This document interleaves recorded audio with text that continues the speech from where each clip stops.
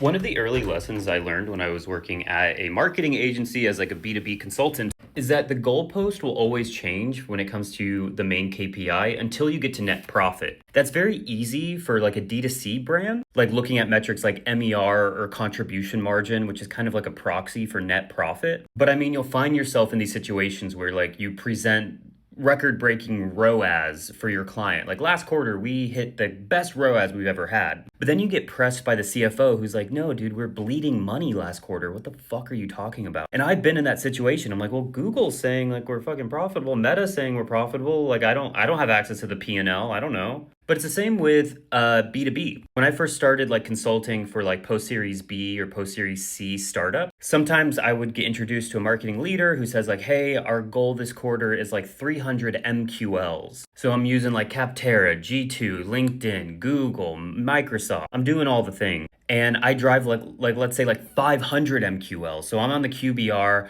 I'm talking to the CEO of the company, the CFO, and maybe a couple board members, along with my marketing leader that I'm working directly under. And I present record-breaking MQLs. Like our goal was 300 MQLs. We smashed that goal. We got 500 marketing qualified leads. And as I'm like waiting for their faces to be like, oh my God, this guy is so smart. Pay him whatever he wants. I basically get stopped with, yeah, well, how many SQLs did we drive? Oh, let me pull that up. Oh yeah, this slide says MQLs and SQLs. We drove about 100 SQLs. And they're like, how can we drive 500 SQLs just like how you drove 500 MQLs? I'm like, hold up. The original goal was 300 MQLs. And just because I raised the bar a little bit higher doesn't mean we should raise the SQL bar high too, right? And then long story short, that repeats itself. Okay, I present record-breaking SQLs the next quarter. But where are the opportunities? And the goalposts will keep getting moved, whether the marketing leader knows it or not, until we get to net profit. And yes, that is even true for startups that their main goal is to scale for 2 years and then make an exit, which is usually tied towards like a revenue multiplier. And revenue is good, and usually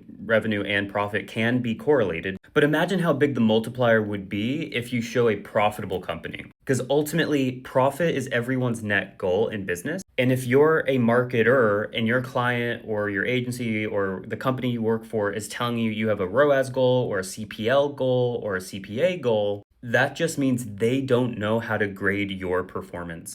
Every lever you pull in marketing should directly impact the P&L, and if it doesn't, eventually you'll be replaced with someone who can.